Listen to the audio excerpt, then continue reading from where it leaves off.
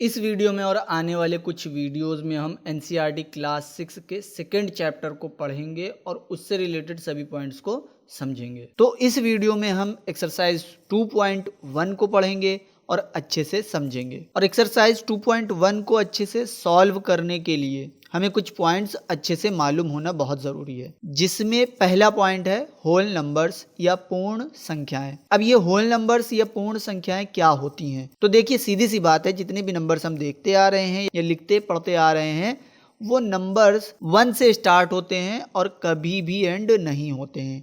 लेकिन जब हम नंबर्स को 0 से स्टार्ट करते हैं तब उन सारे नंबर्स को होल नंबर्स कहते हैं। तो मतलब जितने भी नंबर्स हम क्लास 6 तक पढ़ते आए हैं वो सभी होल नंबर्स होते हैं, या फिर हम शॉर्ट में कह सकते हैं कि 0 से लेकर जितने भी नंबर्स होते हैं वो सारे होल नंबर्स कहलाते हैं। अब हमारा अगला पॉइंट है प्रीडिसेसर और सक्सेसर, जिनको हम हिंदी में पूर्ववर्ती और परवर्ती कहते हैं। अब ये प्रीडिसेसर और सक्सेसर किसी नंबर के जस्ट पहले और बाद में आने वाले नंबर्स को कहते हैं। जैसे मान लीजिए हमारे पास कोई नंबर है 19। अब अगर हम इसमें से 1 सब्ट्रैक्ट कर देते हैं तो हमें 18 मिलेगा, जो कि 19 का प्रीडिसेसर है। मतलब सीधी सी बात है, जिस भी नंबर का प्रीडिसेसर निकालना है उसमें से 1 सब्ट्रैक्ट कर देते हैं। और अगर 19 में 1 ऐड कर दें तो हमें मिलेगा 20, जो कि 19 का सक्सेसर है। तो इससे हमें क्या पता चला कि सक्सेसर निकालने के लिए उसी नंबर में 1 ऐड करते हैं और प्रीडिसेसर निकालने के लिए उसी नंबर में से 1 को सब्ट्रैक्ट करते हैं।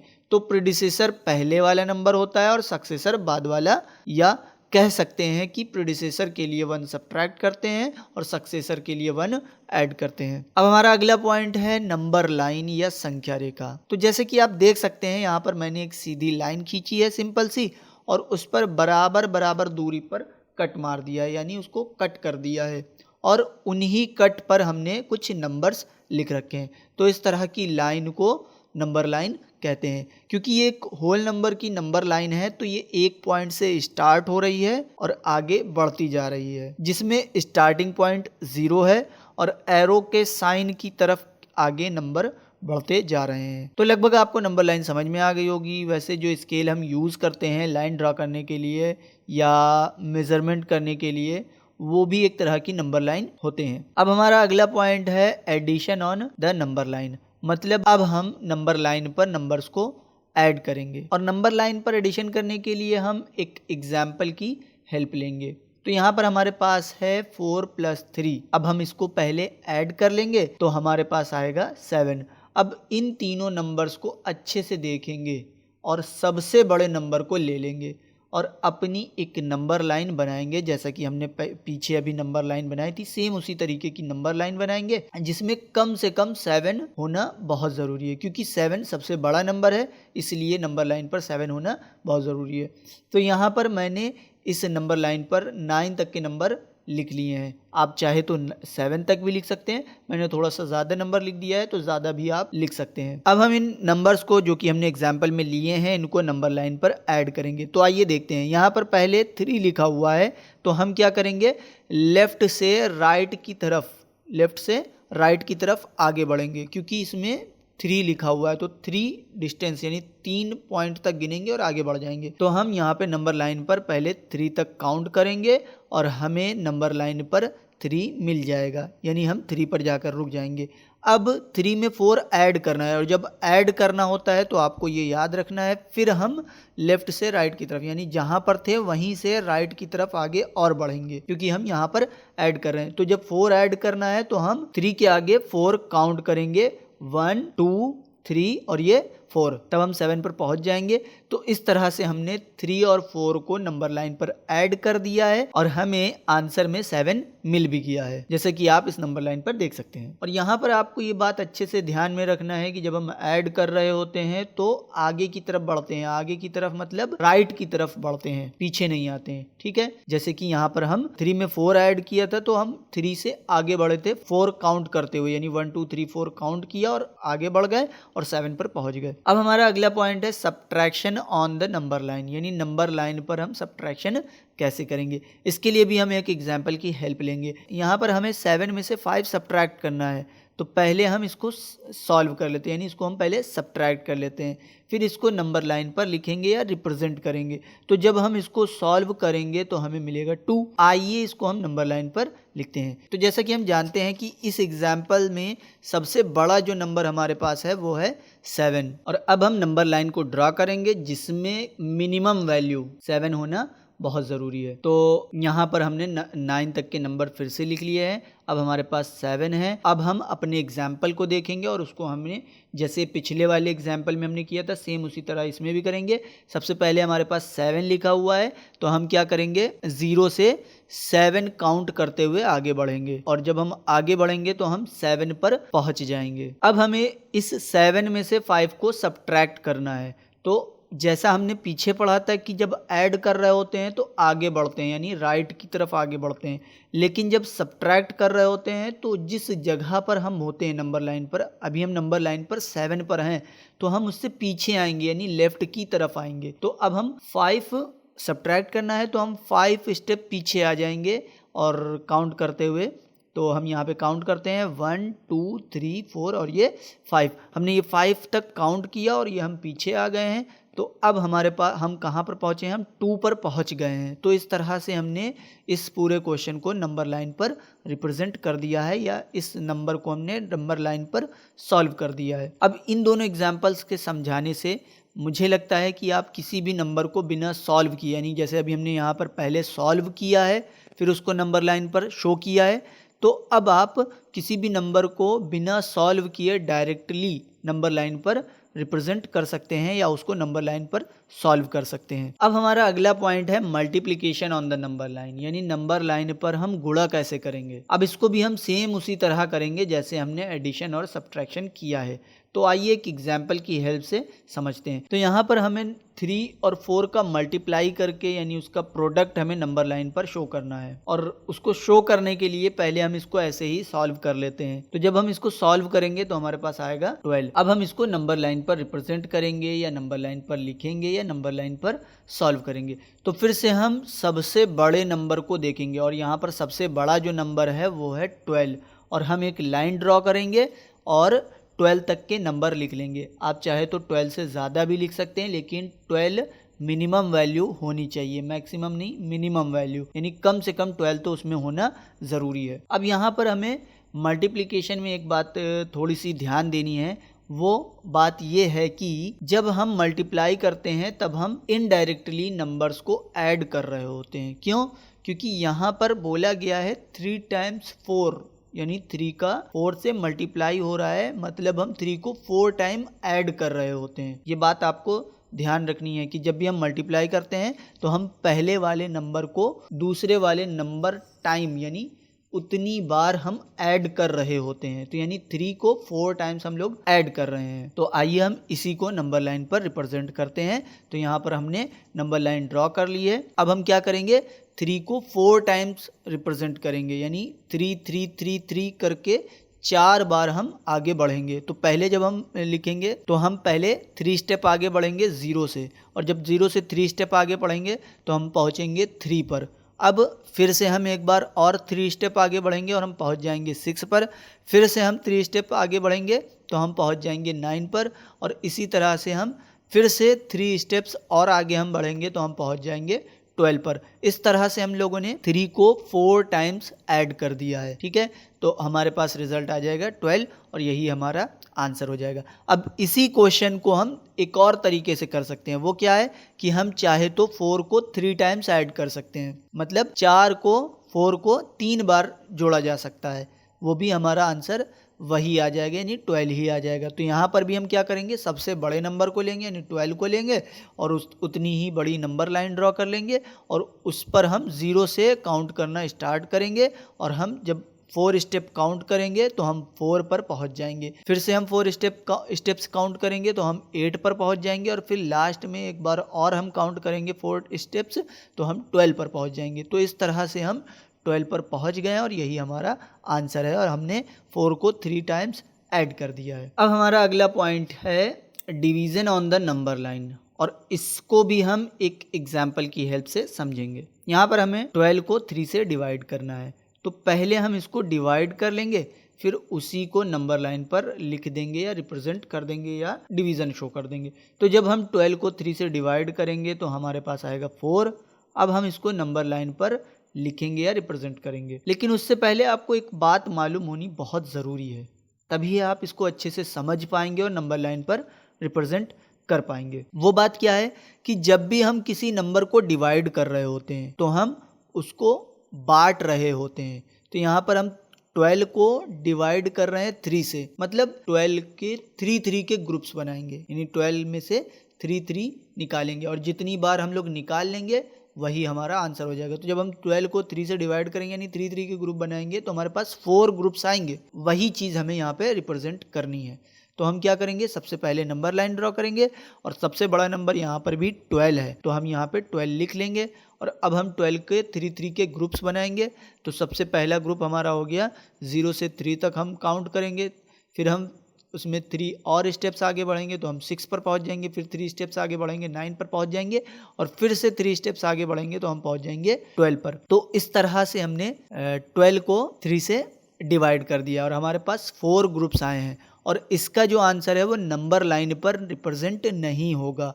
इसका जो आंसर होगा वो आप ग्रुप से निकालेंगे। तो यहाँ पर देखिए हमारे पास 4 ग्रुप आ गए यानी 4 ग्रुप्स आ गए हैं और यही हमारा आंसर है। और यहाँ पर आप देख भी सकते हैं कि हमने पहले 12 तक का पूरा एक लाइन ड्रॉ कर रखी है और फिर उस 12 के बीच बीच में 3 के जो ग्रुप्स बने हैं, पहला, दूसरा, तीसरा और ये चौथा, ये 4 ग्रुप्स हमने बना दिए हैं और यही 4 जो हमारे आए हैं ग्रुप्स वही हमारा आंसर है। तो बस एक्सरसाइज 2.1 को सॉल्व करने के लिए हमें इतने ही पॉइंट्स समझने थे। अब हम एक्सरसाइज 2.1 को सॉल्व करेंगे और अच्छे से समझेंगे भी। और अब हमें एक्सरसाइज 2.1 बहुत अच्छे से समझ में भी आएगी क्योंकि जितने भी क्वेश्चंस हैं वो हम पहले ही एग्जाम्पल्स में सॉल्व कर चुके हैं या उनसे रिलेटेड सारे पॉइंट्स हम पहले ही क्लियर कर चुके हैं। तो यहाँ पर हमारा पहला क्वेश्चन है, right the next 3 natural number after 10,999। तो यहाँ पर हमें 10,999 के बाद के 3 नेचुरल नंबर बताने हैं। तो उसके लिए हमें सबसे पहले 10,999 का सक्सेसर फाइंड आउट करते हैं। तो जब हम 10,999 का सक्सेसर फाइंड आउट करेंगे तो हमें 11,000 मिलेगा। अब हमने 10,999 के बाद का एक नेचुरल नंबर फाइंड आउट कर लिया है और बाकी के 2 अब फाइंड आउट करते हैं।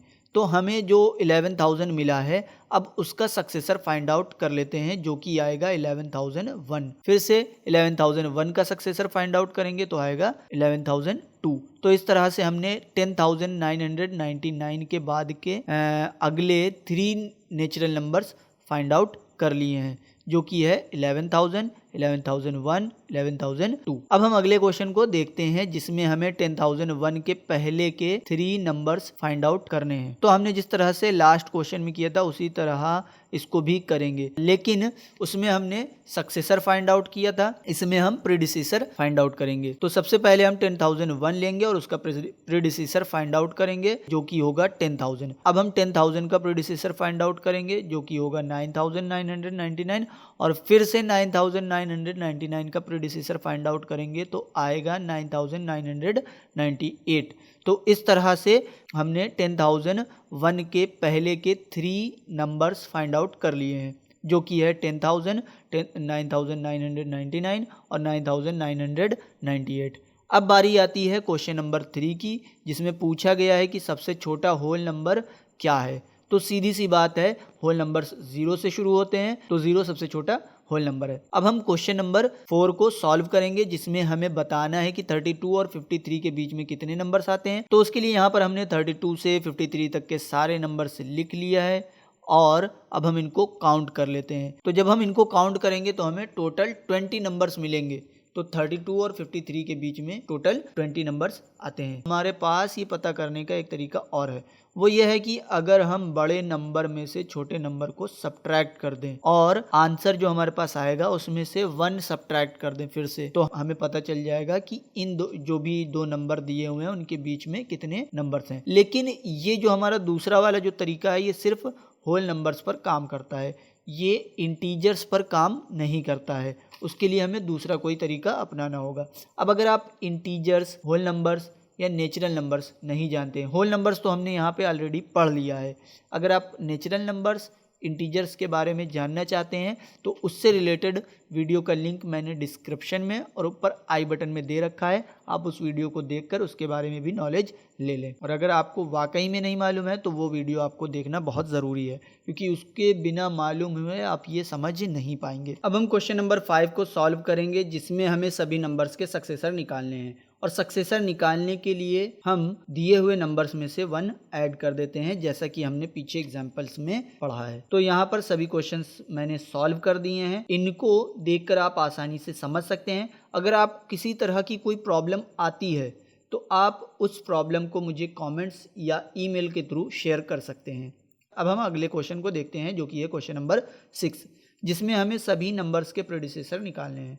और जैसा कि हम जानते हैं कि प्रेडिसेसर निकालने के लिए हम उसी नंबर में से 1 सब्ट्रैक्ट कर देते हैं, और ये चीज़ हम पहले एग्जाम्पल्स में पढ़ भी चुके हैं। तो इसलिए मैंने यहाँ पर सभी क्वेश्चन को यहाँ पर ऐसे ही सॉल्व कर दिया है। आप आसानी से इन क्वेश्चंस को देखकर समझ सकते हैं। अगर फिर भी आपको इन क्वेश्चंस में किसी तरह की कोई प्रॉब्लम आती है तो आप कमेंट्स के थ्रू या ईमेल के थ्रू मुझसे वो प्रॉब्लम को शेयर कर सकते हैं। मैं ज़रूर उस प्रॉब्लम को सॉल्व करने की कोशिश करूँगा। अब हम क्वेश्चन नंबर 7 को सॉल्व करेंगे, जिसमें हमें बड़े और छोटे का साइन भी लगाना है और हमें ये भी बताना है कि कौन सा नंबर दूसरे नंबर के लेफ्ट में लिखा जाएगा। तो आइए हम क्वेश्चन नंबर 7 के ए को समझते हैं। यहाँ पर हमारे पास 2 नंबर्स हैं और इनको हम कंपेयर करेंगे, और कंपेयर करना हम चैप्टर 1 में सीख चुके हैं। चैप्टर 1 के सभी वीडियो के लिंक मैंने नीचे डिस्क्रिप्शन में दे दिए हैं, और अगर आपको खाली कंपैरिजन के बारे में पढ़ना है या समझना है तो उसका भी लिंक मैंने नीचे डिस्क्रिप्शन में और ऊपर आई बटन में दे रखा है। तो आप उस वीडियो को देख करके अच्छे से कंपैरिजन करना सीख लीजिए। कंपैरिजन मतलब आप किसी भी 2 नंबर को कैसे पता करेंगे कि कौन सा नंबर बड़ा है या कौन सा नंबर छोटा है। तो आइए इन नंबर्स में भी हम कंपैरिजन करते हैं, यानी इनको हम देखते हैं कि कौन सा नंबर बड़ा है और कौन सा नंबर छोटा है। और कंपैरिजन करने के लिए हम सबसे पहले डिजिट्स को काउंट करते हैं। तो दोनों नंबर्स के जब हम डिजिट्स को काउंट करेंगे तो दोनों नंबर्स के पास 3 डिजिट्स हैं। तो मतलब जब 3 डिजिट्स हैं तो दोनों नंबर के डिजिट्स बराबर हैं। तो अब हम दूसरे स्टेप पर जाएंगे। दूसरा स्टेप हमारे पास क्या है कि हम दोनों नंबर के लेफ्ट से फर्स्ट डिजिट को कंपेयर करेंगे, यानी 5 और 5, यानी दोनों नंबर में हमारे पास 5 है, फिर से बराबर है। तो हम अब लेफ्ट से राइट की तरफ जो हमारा सेकेंड नंबर है, लेफ्ट से राइट की तरफ दोनों नंबर में जो सेकेंड नंबर है उसको देखेंगे। तो सेकेंड डिजिट क्या है हमारे पास, पहले वाले में 3 है और दूसरे वाले में 0 है। तो जब पहले वाले में 3 है और 3 बड़ा होता है तो पहले वाला नंबर हमारा बड़ा हो गया। तो इस तरह से हम आसानी से कोई भी 2 नंबर को कंपेयर कर सकते हैं। तो यहाँ पर हमारा 530 बड़ा है और 503 छोटा है, तो इसलिए हम यहाँ पर बड़े का साइन लगाएंगे, ग्रेटर वाला साइन लगा देंगे। तो 530 इज ग्रेटर देन 503। और हम ये भी जानते हैं कि नंबर लाइन पर हमेशा लेफ्ट से राइट की तरफ जब हम लोग आगे बढ़ते हैं तो राइट की तरफ सारे नंबर बड़े होते हैं और लेफ्ट की तरफ जब जाते हैं वापस तो नंबर छोटे होते जाते हैं। तो यानी जो छोटा नंबर है वो बड़े वाले नंबर के लेफ्ट साइड में होता है। तो यहाँ पर 503 छोटा है, इसलिए वो 530 के लेफ्ट साइड में होगा। तो इसी तरह से आप बाकी के क्वेश्चंस को भी अच्छे से समझ सकते हैं। यहाँ पर मैंने सॉल्व करके दिखा दिया है। अगर आपको किसी भी तरह की कोई प्रॉब्लम आती है तो उस प्रॉब्लम को आप कमेंट या ईमेल के थ्रू मुझसे शेयर कर सकते हैं। मैं ज़रूर उस प्रॉब्लम को सॉल्व करने की कोशिश करूँगा। अब हमारे पास क्वेश्चन नंबर 8 है, जिसमें हमें कुछ स्टेटमेंट्स दिए हुए हैं, जिसमें हमें ट्रू फॉल्स बताना है कि वो स्टेटमेंट ट्रू है या फॉल्स है। तो आइए हम एक एक करके सारे स्टेटमेंट्स को पढ़ते हैं और उनको समझते हैं कि वो ट्रू है तो क्यों ट्रू है या फॉल्स है तो क्यों फॉल्स है। यहाँ पर हमारा पहला स्टेटमेंट है 0 is the smallest natural number, यानी 0 सबसे छोटी प्राकृतिक संख्या है। ये स्टेटमेंट फॉल्स है, क्योंकि हम जानते हैं कि नेचुरल नंबर 1 से स्टार्ट होते हैं, तो 0 तो नेचुरल नंबर ही नहीं होता है, इसलिए ये स्टेटमेंट फॉल्स है। अगला स्टेटमेंट है 400 इज द प्रेडिसेसर ऑफ 399, मतलब इसमें कहा गया है कि 400 399 का प्रेडिसेसर है, लेकिन जब हम 399 का प्रेडिसेसर निकालेंगे, यानी 399 में से 1 सब्ट्रैक्ट करेंगे तो हमारे पास आएगा 398, जबकि यहाँ पर बोला गया है कि 399 का प्रेडिसेसर 400 है। तो सीधी सी बात है, ये स्टेटमेंट फॉल्स है क्योंकि 399 का प्रेडिसेसर 398 है। अगला स्टेटमेंट हमारे पास है 0 is the smallest whole number, और ये स्टेटमेंट बिल्कुल ट्रू है क्योंकि हमने अभी पढ़ा भी है कि जो होल नंबर्स होते हैं वो 0 से स्टार्ट होते हैं, और जब 0 से स्टार्ट हो रहे हैं तो 0 हमारा सबसे छोटा नंबर होगा, इसलिए ये स्टेटमेंट हमारा बिल्कुल सही है। अब अगला स्टेटमेंट हमारे पास है 600 इज द सक्सेसर ऑफ 599, मतलब 600 599 का सक्सेसर है। तो हम 599 में 1 ऐड करके देख लेते हैं, मतलब 599 का सक्सेसर निकाल के देख लेते हैं। तो जब हम 599 में 1 ऐड करेंगे या उसका सक्सेसर निकालेंगे तो हमें मिलेगा 600, और यहाँ पे ऑलरेडी बोल रखा है कि 600 599 का सक्सेसर है, तो इसलिए ये स्टेटमेंट हमारा ट्रू है। अब हम अगला स्टेटमेंट लेंगे। अगला स्टेटमेंट हमारे पास है all natural numbers are whole number, तो ये स्टेटमेंट भी हमारा ट्रू है। क्यों? क्योंकि हम जानते हैं कि जो हमारे नेचुरल नंबर्स होते हैं वो 1 से स्टार्ट होते हैं और आगे तक जाते हैं, और जो हमारे होल नंबर्स होते हैं वो 0 से स्टार्ट होते हैं, मतलब होल नंबर के अंदर सारे नेचुरल नंबर्स आ जाते हैं, तो इसलिए सारे नेचुरल नंबर्स होल नंबर भी होते हैं, तो इसलिए हमारा स्टेटमेंट ट्रू है। अगला स्टेटमेंट हमारे पास है all whole numbers are natural number, ये स्टेटमेंट हमारा फॉल्स है। क्यों? क्योंकि हम जानते हैं कि 0 हमारा होल नंबर होता है लेकिन वो नेचुरल नंबर नहीं होता है, लेकिन यह स्टेटमेंट में बोल रहा है कि सारे होल नंबर नेचुरल नंबर होते हैं, तो ये स्टेटमेंट फॉल्स हो गया क्योंकि 0 होल नंबर है लेकिन नेचुरल नंबर नहीं है। अगला स्टेटमेंट क्या है? The predecessor of 2 digits number is never a single digit number, यानी इसमें बोला क्या गया है कि 2 डिजिट के नंबर का प्रेडिसेसर 1 डिजिट का नंबर नहीं हो सकता कभी भी, तो ये स्टेटमेंट हमारा फॉल्स है। क्योंकि अगर मान लीजिए हम कोई नंबर लेते हैं 10, और ये जो 10 है हमारा वो 2 डिजिट्स का नंबर है, लेकिन जब हम इसका प्रेडिसेसर फाइंड आउट करेंगे, इसमें से 1 सब्ट्रैक्ट करेंगे तो हमारे पास आएगा 9, और 9 जो होता है वो हमारा सिंगल डिजिट का नंबर होता है, यानी 1 डिजिट का नंबर होता है, तो इसलिए जो हमारा स्टेटमेंट है ये फॉल्स है क्योंकि 2 डिजिट्स के नंबर का हमने प्रेडिसेसर अभी अभी निकाला है जो कि है 1 डिजिट वाला, और यहाँ पे बोल रहा है कि वो 1 डिजिट का नहीं होता है। अगला स्टेटमेंट देखते हैं 1 is the smallest whole number, तो ये तो स्टेटमेंट यहीं पर ही फॉल्स हो गया क्योंकि अभी हम लोगों ने ऊपर पढ़ा है स्मॉलेस्ट होल नंबर 0 होता है, इसलिए 1 की तो बात ही नहीं हो सकती क्योंकि 1 से छोटा 0 होता है, तो इसलिए स्टेटमेंट हमारा फॉल्स है। अगला स्टेटमेंट हमारे पास क्या है? The natural number 1 has no predecessor, मतलब क्या है इसका मतलब ये है कि 1 का कोई भी प्रेडिसेसर नहीं होता। तो क्या वाकई में होता है या नहीं होता है? बिल्कुल नहीं होता। क्यों? क्योंकि यहाँ पर 1 जो हमारा है वो नेचुरल नंबर है, यहाँ पे 1 होल नंबर नहीं ना, यहाँ पे 1 नेचुरल नंबर है, और नेचुरल नंबर 1 से ही स्टार्ट होते हैं, तो 1 से पहले कोई नंबर नहीं आता है, इसलिए ये हमारा जो 1 है उसका प्रेडिसेसर नहीं होता है, तो ये जो हमारा स्टेटमेंट है वो बिल्कुल सही है।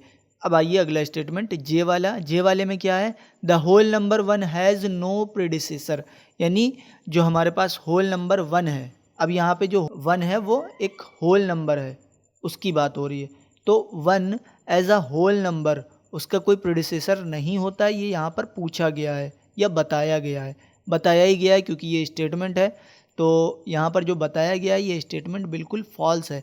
क्यों? क्योंकि 1 अगर होल नंबर है तो 1 से पहले भी एक नंबर आता है 0, होल नंबर में 0 भी होता है क्योंकि होल नंबर 0 से स्टार्ट होते हैं, तो इसलिए ये जो हमारा 1 है उसका प्रेडिसेसर होता है, लेकिन वो 1 होल नंबर होना चाहिए, तो ये स्टेटमेंट फॉल्स हो गया है। अब हम अपने अगले स्टेटमेंट को देखते हैं। The whole number 13 lies between 11 and 12, मतलब क्या है इसका कि 13 जो है वो 11 और 12 के बीच में स्थित है या 11 और 12 के बीच का नंबर है, तो यहाँ पे देखिए ये स्टेटमेंट भी फॉल्स है। क्यों? क्योंकि जो हमारा 13 है वो 11 से भी बड़ा है और 12 से भी बड़ा है, जबकि हम ये जानते हैं या ये सीधी सी बात मानी सी बात है कि जब कोई नंबर बीच का होता है, जब कोई नंबर 2 नंबर के बीच में होता है तो वो नंबर पहले वाले नंबर से बड़ा होता है और दूसरे वाले नंबर से छोटा होता है, तभी तो वो उनके बीच में आ जाएगा, तो इसलिए ये स्टेटमेंट हमारा फॉल्स है क्योंकि 13 दोनों से बड़ा है। आगे अगला स्टेटमेंट क्या है? The whole number 0 has no predecessor, बिल्कुल सही बात है, ये स्टेटमेंट ट्रू है। क्यों? क्योंकि होल नंबर जब 0 एज अ होल नंबर होगा, इंटीजर नहीं होगा, तो उससे पहले कोई भी नंबर नहीं आता है, क्योंकि होल नंबर 0 से स्टार्ट होते हैं, तो इसलिए 0 का कोई भी प्रीडिसेसर नहीं होता है। ये स्टेटमेंट हमारा ट्रू है। अब लास्ट स्टेटमेंट हमारे पास क्या है, the successor of 2 digits number is always 2 digits number. मतलब एक 2 डिजिट के नंबर का जो सक्सेसर होगा वो हमेशा एक 2 डिजिट का ही नंबर होगा। तो ये स्टेटमेंट हमारा फॉल्स है। क्यों? मान लीजिए हम एक एग्जाम्पल लेते हैं 99 हमारा एक 2 डिजिट्स का नंबर है। अगर हम इसका सक्सेसर फाइंड आउट करें, मतलब इसमें 1 ऐड कर दें, तो हमारे पास आ जाएगा 100, और 199 का सक्सेसर है और 100 के पास 3 डिजिट्स हैं, तो ये स्टेटमेंट हमारा फॉल्स हो गया, क्योंकि 99 जो है हमारा वो 2 डिजिट्स का नंबर है, लेकिन उसका जो सक्सेसर है वो 3 डिजिट का नंबर है। तो इस वीडियो को यहीं खत्म करते हैं। अगर ये वीडियो आपको पसंद आया है तो लाइक बटन पर क्लिक करें और शेयर करना ना भूलें, और इसी तरह मैथ से रिलेटेड वीडियोस पाने के लिए सब्सक्राइब बटन पर क्लिक करें, जिससे कि आपको नए आने वाले वीडियोस की जानकारी मिलती रहे।